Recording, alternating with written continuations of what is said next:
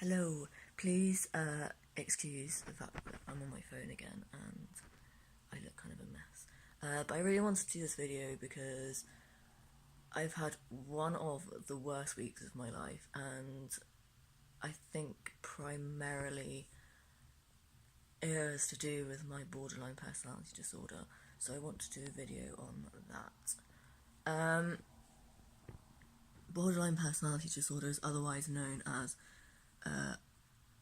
emotionally unstable personality disorder, which kind of explains it pretty well. So I'm going to start by going through some of the DSM-5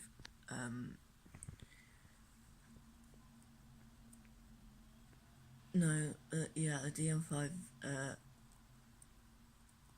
criteria, which kind of explains. I'll just say the ones that I have, because I think that'll be more useful, since everyone is very different. The first one, and probably the most important one for me, is frantic efforts to avoid real or imagined abandonment. It's like going through every single day fully expecting everyone that you care about to abandon you, and it's like if you make any tiny mistake or upset anyone in any way, it's like just like the intense fear that you're going to be abandoned, and like efforts such as being too clingy, getting attached too quickly, and that kind of thing. And the second one is a pattern of unstable and intense interpersonal relationships characterized by alternating between extremes of idealization and devaluation. This is known as splitting on somebody, and it's like you go from thinking that they're amazing and perfect and they're the best thing in the world to hating them for like any kind of weakness or mistakes that they show. It can be really stupid reasons to dislike someone, but you do, and really strongly, and it can happen like during a conversation with someone. It's just so quick and intense, and it's not very nice. I'm gonna put this up here on my head. There we go. Identity disturbance is a massive one for me as well. Like, it took me ages to decide my gender. Also, I don't really have like an image like some people have. Like, you can tell it's them by what they wear, and if you see something in a shop, you're like, oh, such and such would wear that. You don't get that with me, really, because I just change all of the time. I can look like a different person like every single day. That was a massive thing for me gender-wise, and before I accepted my gender this year, I had really, really bad dissociation, like, all of the time, because my identity was just too like unstable. There's also like impulsiveness, which is like how I like buy shit I don't need and stuff. That's not too bad for me though. Thankfully my anxiety keeps that one in check quite well. Like, it's hard to do stuff impulsively when your anxiety is screaming at you not to. So yeah, that's not a big thing for me. It happens more like socially, like saying shit before I actually think about what I'm saying. There's a reoccurrent suicidal behaviour, gestures, threats, or self-mutilating behaviour, which I've struggled with since I was about, 12. My first evidence of me wanting to kill myself was about 11 in my diary, and it was over me spilling juice. Like, something like that can just trigger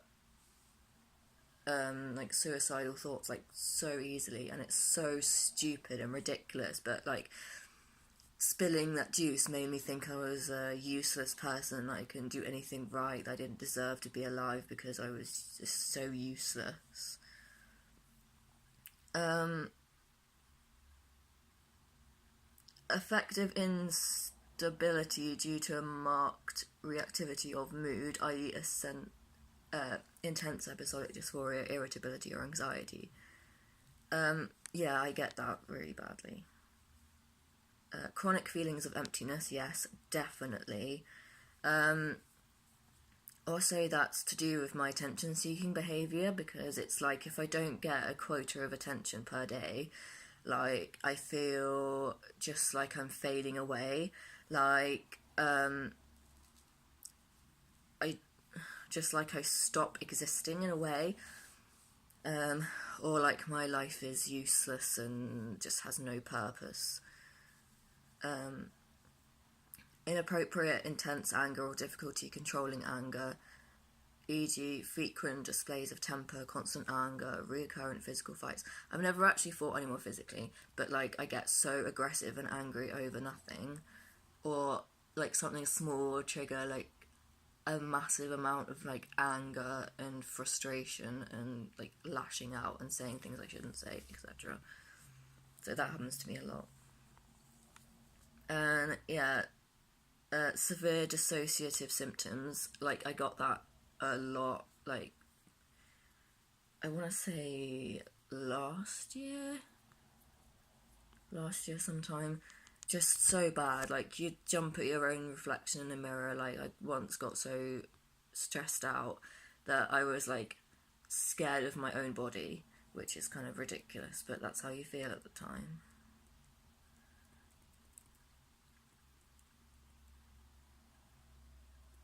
That's a new one. Yeah, like empathy is a problem as well. Like, I can either be like really unempathetic or like too empathetic. Like, I either feel everything that someone else is feeling, or I just get into a state where I can't, like, it's kind of like what my mum used to do with me, which I think probably triggered it.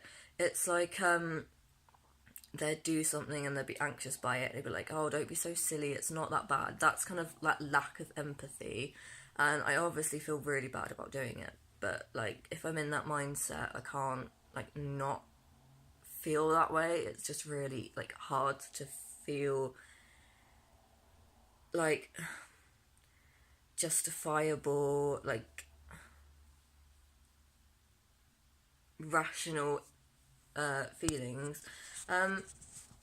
Another part of this video I wanted to do, like, that's kind of the explanation of borderline personality disorder, and I think you'll find a lot more videos that are more informative and stuff than me, but I kind of just wanted to get this all off my chest. Another thing is that it kind of goes in with, like, in psychology you learn that there's, like, the three parts of your mind. There's, like, the id, the ego, and I'm gonna have to look this up. Id, ego, and something else. And I feel like that comes into play a lot with personality disorder. And I guess the name kind of makes sense because it's like you're on the borderline of being all of those things. Oh, id, ego, and superego. I feel like the id is definitely strongest in borderline personality disorder, because it's like that impulsivity, that like meanness. But then there's also like the super ego controls like guilt and things, and I feel like that's also really strong. Like I have a massive guilt complex. Like if something goes wrong in someone else's life, my first thought will be that it's my fault and I need to get out of the situation now. I need to leave them alone. I need to isolate myself. Like I'm a horrible person. I just need to go away. Even if it's got nothing to do with me. Like if coincidentally it just happens to be at a time where I might have triggered it, like it's just like I just automatically think it's my fault, and that's really annoying as well because I can cause a lot of problems like that. Like, if I start avoiding someone because I feel guilty, like they obviously get upset, and it's really hard to talk about my feelings. So I can't be like, I feel guilty for this thing, so I'm gonna go away. It's like you don't want to contact them at all because like you just feel like every single thing you're gonna do is gonna make it worse. Like everything that you do is going to make their life or their situation or whatever they're going through, etc., like so much worse, and you just want to like get out of the way and stop hurting that person even though you've actually done nothing. I guess that's one of the places I have the most problems with, honestly. Again, with the personalities, it's kind of like,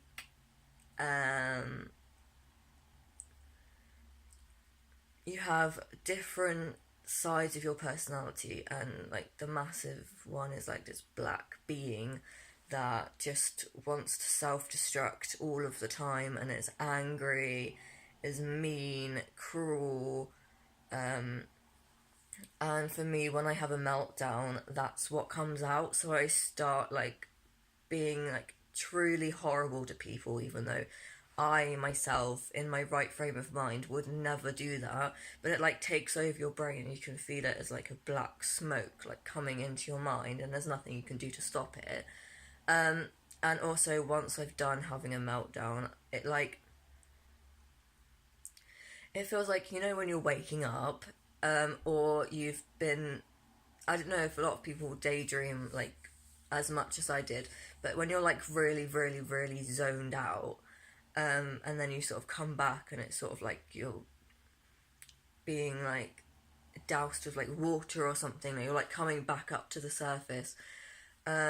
Once my, like that, I can feel that happen, and then my meltdown stops and I start thinking rationally. I normally start crying because like I can't believe I've said all those things. Like I can tell that I know that I'm saying it. I kind of feel like I'm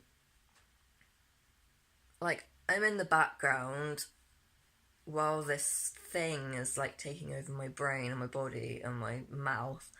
But I can't really do anything about it. So I'm aware of what I've done and what I've said, and I normally get really like upset. And also, it feels weird to stop being that monster and come back and be a real person again. So it's quite upsetting. Also, what's kind of frustrating for me is that once I've stopped having a meltdown, in the next like 5 minutes, I will forget almost everything I did, said, or felt. And that's frustrating because it's like you can never learn from your mistakes because you forget about your mistakes. And it's just like, it's annoying how you can make the same mistakes and do the same hurtful things like over and over and over and over and over. But it doesn't matter how upset or angry you are with yourself, you can never like stop doing it because I guess in a way it's not you, it's not a conscious decision that you've made. It's just this thing taking over your body and making you feel these things. I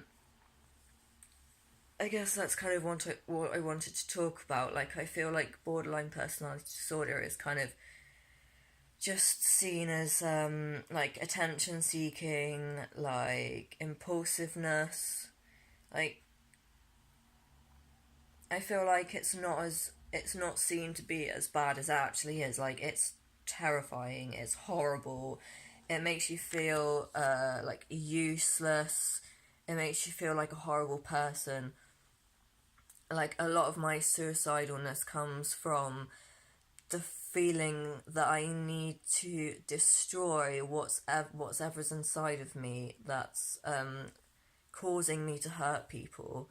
Like, it's a feeling of like I don't want to hurt people so badly, and I feel so guilty for hurting people that I just want to like kill whatever is there so I can stop hurting people, and so there's no way I can like damage people's lives or make people's lives worse anymore.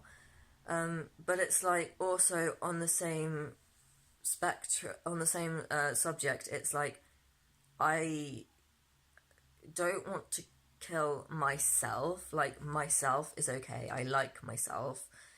I just want to kill the monster that is making me stop being myself and stop doing the things that I have value in. Like, I value like caring about people and trying to make people feel as good as possible and trying to love people the best I can, but this thing is stopping me from being able to do that properly. It's just really like frustrating.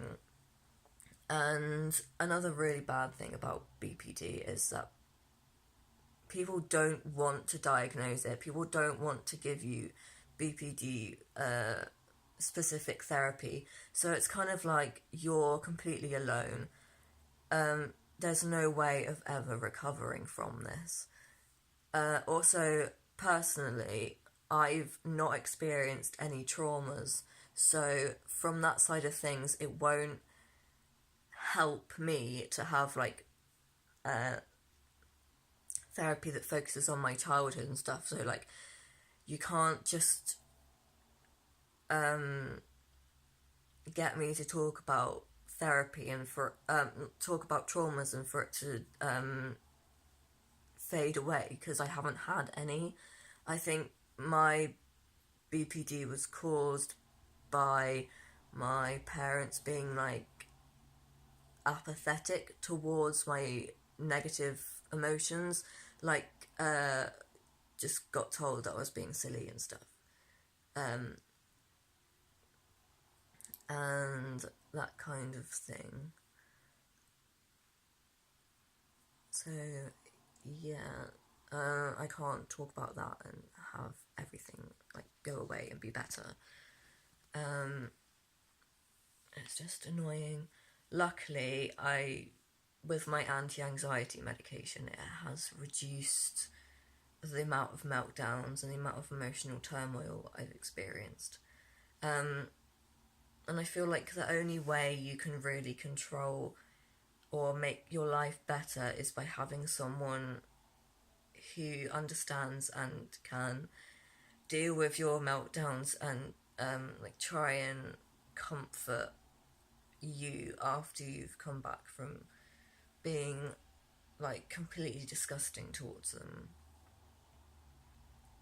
and for someone to understand that it's not you, it's not your decision, it's not something you want to do, it's not your inherent personality, even though it does feel like it. It feels like you just keep asking yourself, like, why are you so inherently horrible or mean and cruel? Except you're not, it's a disorder, but it feels like it's you. It's just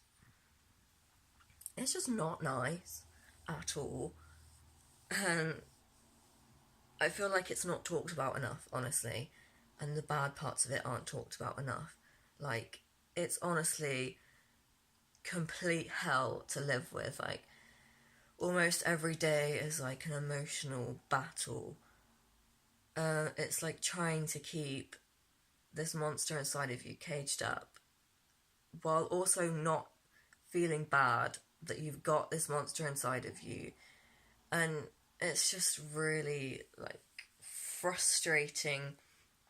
And it's also like every time you've stopped coming back, you've stopped having a meltdown and you've come back and you're you again, it's like you've got to pick up all the pieces like that you've done wrong. Like my last meltdown, which was a couple of days ago, led to me blocking everyone's number, deleting numbers, deleting social media, unfriending people on Facebook, like taking myself out of groups and social groups. So taking myself out of group chats, so like completely cutting myself off from everybody, because I couldn't trust myself not to ruin any more relationships, and I felt like if I was around any people at all that weren't the people I live with and see in person every day, that I was just gonna destroy and hurt everybody, and I didn't want to do that, so completely cut myself off. I now have no social media apps on my phone, and honestly I'm kind of reluctant to get them back. I kind of just want to just hide away and just kind of wait for the next episode, for the next meltdown, the next time I'll fuck up. And it's kind of like, what's the point in having relationships with anybody if you know that this good time is not gonna last very long? Like, basically any day, for any reason, you could hurt them, make their lives miserable, destroy your relationships. In like 5 minutes it would all be over, it would all be gone. And like, your rational self didn't cause any of that to happen, or didn't want any of that to happen, but BPD has taken over and destroyed everything, and it's just kind of, it's just ridiculously hard. So yeah, I think that's all I'm gonna talk about, because I'm honestly kind of triggering myself.